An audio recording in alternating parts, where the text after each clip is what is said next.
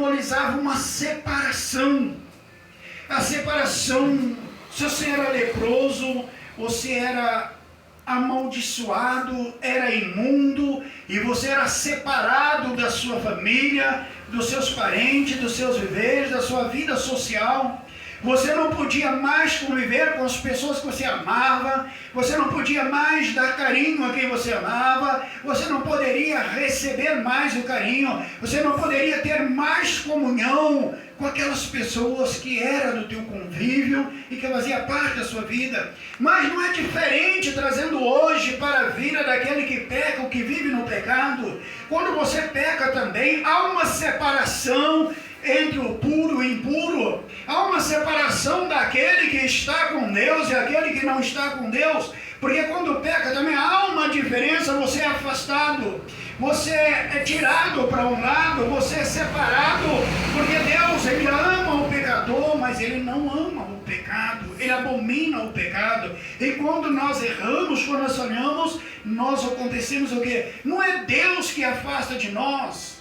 É nós que nos afastamos, porque nós deixamos de andar com aquele que é puro, que é verdadeiro, que é santo, para adorar o enganador, o mentiroso. Então nos fazemos leprosos, nos fazemos pecadores, nos fazemos pessoas não merecedoras da salvação e não merecedoras da comunhão com Deus. Então, meus amados, eu quero nessa noite que você observe aqui, que esse homem, sendo ele sozinho leproso, eu acredito que teve dois tipos de encontro com Jesus aqui. Esse homem foi até Jesus e prostrou-se aos pés de Jesus. E para ele chegar a Jesus e prostrar aos pés de Jesus, ele estava só e Jesus estava só. Porque a pessoa, quando era leprosa, ela carregava algo sobre ela, que ela dizia que ela mesmo tinha que anunciar que ela era imunda. Porque se alguém soubesse que ele estava imundo, ele tocou, chegou perto dele, houve alguma coisa, aquela pessoa era apedrejada, que eram as formas da lei. Quando nós lemos aqui, nós estamos lendo a palavra que Jesus nos deu, que é da graça, que é do Novo Testamento, mas ainda esse povo que está vivendo, que está relatando essa história aqui, que relatando esses fatos, eles ainda viviam debaixo da lei. E a lei é olho por olho e dente por dente. E naquele momento, então, se a pessoa que era leproso não avisasse, ei, eu sou leproso, eu sou leproso, eu estou leproso, para que as pessoas não tocassem, não aproximassem dele. E muitas vezes era tirado fora da cidade, colocado num canto à parte. E observa que esse homem vem, prostra-se aos pés de Jesus. Jesus muitas vezes na Bíblia, ele tem encontros à parte com pessoas. Jesus em diversas vezes, ele preparou o encontro com as pessoas pessoalmente. Você observa que nesse momento, acredito eu, que nem os apóstolos estavam com ele. Quando nós podemos observar que quando Jesus vai encontrar com aquela mulher samaritana, quando ele chega naquele poço, numa cidade também de Samaria, uma cidade de não-judeus, ele chega ali, ele fala para aqueles discípulos, vai à cidade comprar algo agora para nós podermos comer. Mas Jesus tinha um objetivo grande ali, pastora. Por quê? Porque aquela hora era a hora do meio-dia e aquela mulher que já teve 5 maridos, ela era escarachada, e bagunçava ela, acusavam ela. Então o único horário que ela tinha para ir pegar água era o horário do meio-dia, que era horário de muito calor e as pessoas não estavam lá para apontá-la, para acusar e para brigar com ela. E Jesus, sendo ele ciente de todas as coisas, como ele está ciente de cada um nessa noite, da vida de cada um, ele sabia que ali ia aparecer aquela mulher, e aquela mulher, o socorro só podia vir dele, porque não havia sacerdote dentro daquele lugar e que tinha coragem de chegar para ela, sendo ela acusada de várias formas, para perdoá-los. E ele chega naquele lugar, espera aquela mulher chegar e começa a conversar com ela. Ela fica áspera, assustada, como pode tu, sendo judeu, falar comigo, sendo samaritana? E ele começa a descrever a história daquela mulher. Quem disse que a igreja com 1, 2 só não pode ter alguém? Tem pessoas que não pregam igreja pequena, que não pouca gente. Eu quero dizer para você que a Bíblia diz que onde tiver 2 ou 3 reunidos, Ele se faz presente. Eu quero dizer para você que se essa igreja tivesse 1000 pessoas agora, ou tivesse o número de pessoas que tiverem que estar aqui agora, é a comunhão, é o coração aberto que vai fazer. Jesus foi à mulher samaritana para dar a ela a opção e a oportunidade. Ela chegou com uma mulher mal falada naquele poço, chegou com uma mulher condenada pelo mundo naquele poço, mas saiu dali uma missionária e desceu naquela cidade e ganhou aquela cidade para Jesus. É uma operação relâmpago que Jesus fez na vida dela. Então nós olhamos que essa mulher também era Samaria, era a mulher do mundo, não era das mulheres de Deus. Mas ela chega e ela tem uma transformação instantânea. Ela chega como uma das abomináveis e sai como uma missionária e ganha uma cidade.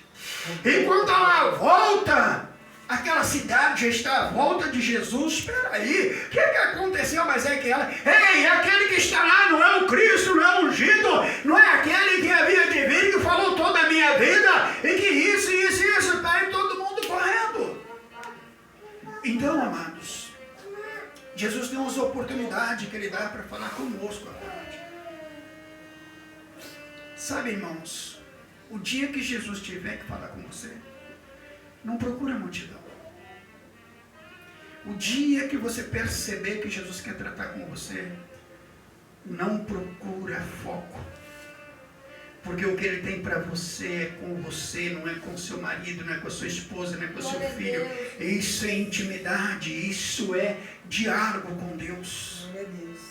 Você observa que a Bíblia está cheia de relatos. A Bíblia diz que a mãe de Sansão chegava e Deus falava para ela, o pai de Sansão chegava e Deus não falava. Cada situação a Bíblia descreve a natureza dela. E hoje Deus está descrevendo uma forma ímpar, uma forma de buscar a primeira parte que é a cura. E esse homem recebe de Deus. Ele é engraçado que ele chega, ele já reconhece, eu sei o quem tu és, eu sei que há um poder sobre você de cura, eu sei que tu és santos, que tu és Deus, e eu sei que se tu quiseres, tu pode me fazer limpo nessa noite. E ele pega e fala, eu quero ser limpo. Pronto, e a lepra saiu daquele homem. É no poder da palavra, é no poder da palavra que ele ordenou e aquela lepra saiu. E voltando nós para o tema aqui desta noite, nós observamos que aqui é diferente. Aqui é os leprosos, acredito que estava no meio de uma multidão. Aqueles leprosos, que eram 10 leprosos, mas entre os 10 leprosos havia também um samaritano. E os outros, creio eu, que eram judeus. E aqueles homens, quando viram Jesus, automaticamente aqueles homens, ele era leproso, mas não era surdo, não eram loucos. E aqueles homens estavam fora do foco, mas eles estavam ouvindo o que estava sendo feito. Ou eles viam o que estava sendo feito. E eles devem pensar, hoje é a minha vez. Hoje eu não vou perder a minha oportunidade. E eles não puderam chegar a Jesus, mas eles começam de longe a dizer a Jesus, Jesus, tenha misericórdia de nós. Ou seja, eu sei o que há um poder sobre você, Jesus, para nos curar. E você observa que o tratamento é totalmente diferente. Nesta oportunidade, pastora, Jesus não vai até eles, Jesus não coloca as mãos nele, primeiro porque existia uma lei, ele tinha que respeitar aquela lei, nos ensinando que devemos respeitar as leis, né? E depois ele vai e chega e fala para ele, vai e mostra ao sacerdote. Ele nem falou para vocês, eu abençoo para você ser curado. Não, vai e mostra ao sacerdote. Observem que aqueles homens, ele estava sendo a prova agora a fé. Sem fé é impossível agradar a Deus. Verdade. E o que acontece naqueles momentos? Quando ele chega e lança sobre ele a palavra de longe, ele está falando da palavra dele. Neste momento, se você orar com fé, neste momento, se você pedir com fé, Deus tem poder para enviar resultados, soluções perto ou longe pelo poder que é no nome de Jesus. Ele é o Deus dos que está perto, mas também que está longe. O poder da palavra que simboliza ali a palavra de Jesus, que ele envia a palavra dele, salva, cura, liberta. E ele chega agora, aqueles homens começam a caminhar e começa a procurar o sacerdote. Mas por que procurar o sacerdote? Porque o sacerdote aqui tinha autoridade para determinar se aquelas pessoas ficavam fora ou dentro. Se ele já poderia voltar para o convívio, aquele homem, o sacerdote era obrigado a chamar e olhar para ele e examinar. Deixa eu ver se você está limpo, deixa eu ver se você está curado, limpa. Abre aí a camisa, levanta a roupa aí, deixa eu ver. Se você tiver, você vai voltar para o seu convívio, mas se não tiver, você vai continuar. E você observa que aqueles homens iam para dar o testemunho, mas quando eles vão, eu acredito até que no meio do caminho aqueles outros voltaram para Jerusalém, e é uma distância longa de Samaria a Jerusalém. Meus amados, e eu creio que eles desviaram. Eu creio que aquele era samaritano foi para Samaria, e os outros foram para Jerusalém encontrar com o sacerdote. E ele vindo no caminho, ele olhou e foram percebendo que ele estava sendo curado. Eu acredito que aqueles homens, num diálogo bacana que ele estava falando entre eles, falaram assim: olha, observe aí, ó, você não está mais com essa mancha vermelha. Ei, cadê aquele cheiro ruim que estava em você? Não está mais. Cadê aquelas coisas, aquelas feridas que estão em você? Está desaparecendo. Oi, você não está mais a mesma coisa. E diz que aquele samaritano, observando e percebendo isso, ele não quis mais nada, mas ele voltou. Ele não procurou sacerdote, ele não procurou ninguém para justificar. Oi, eu vou buscar quem tem poder. Eu vou glorificar aquele que tem poder. Eu vou dar glória e graças àquele que me curou. Eu quero render aos pés daquele que me curou. Eu quero voltar agora para exaltar aquele que me curou. Ei, não foi o sacerdote, mas foi Jesus.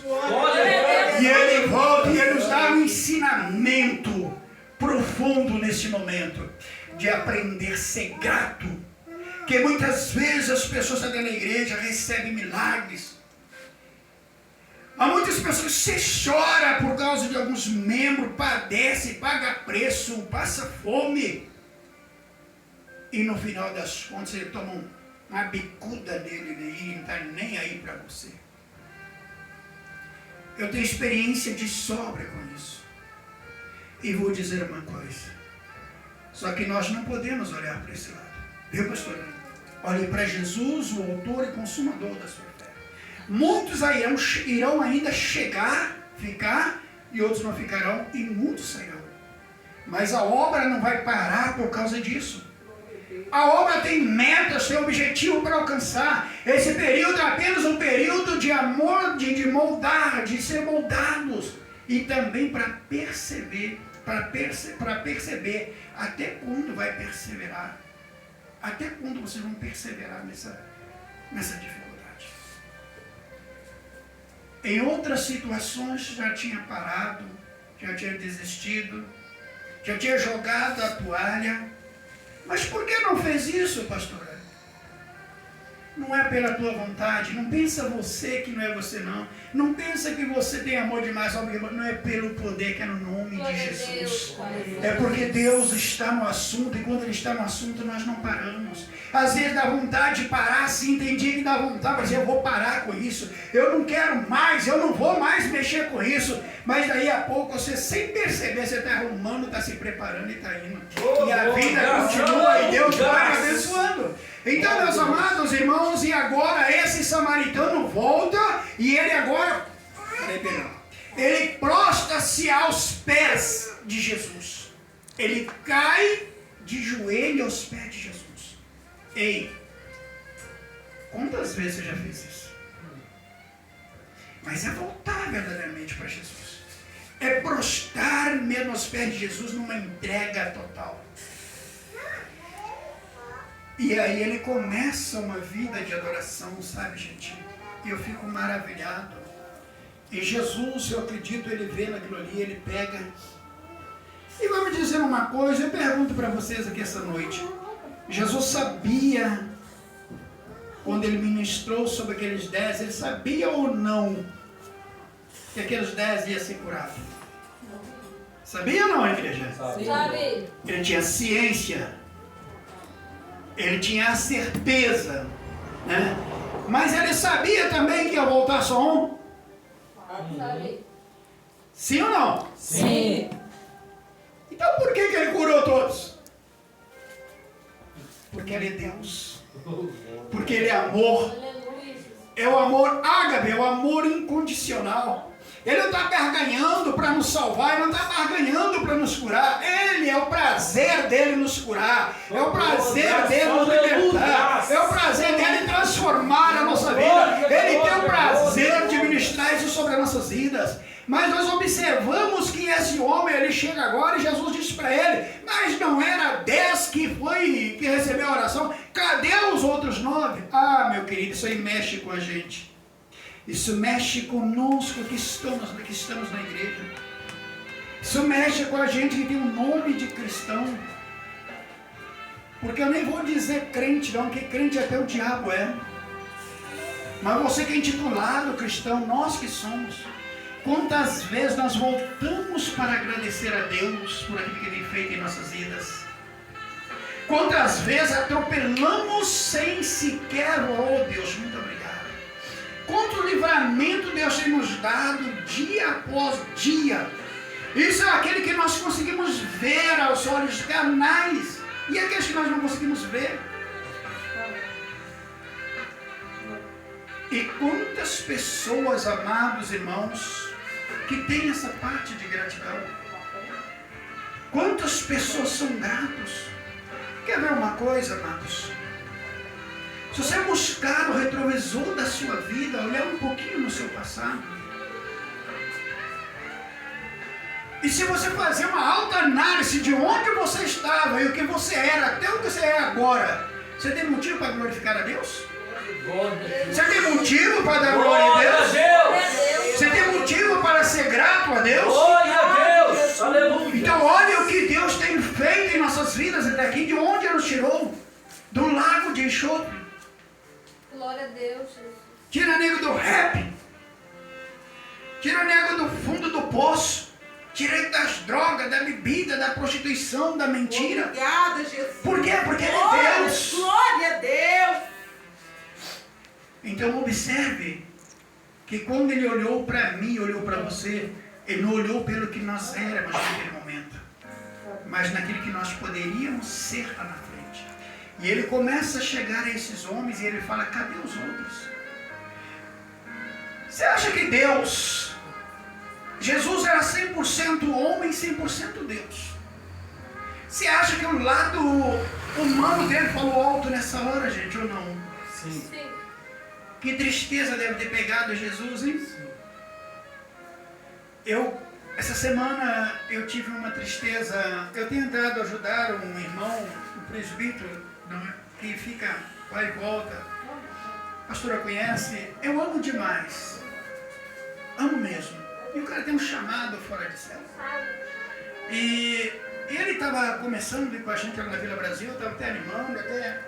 Engraçado que eu tenho buscado nas terça-feiras, parei com os estudos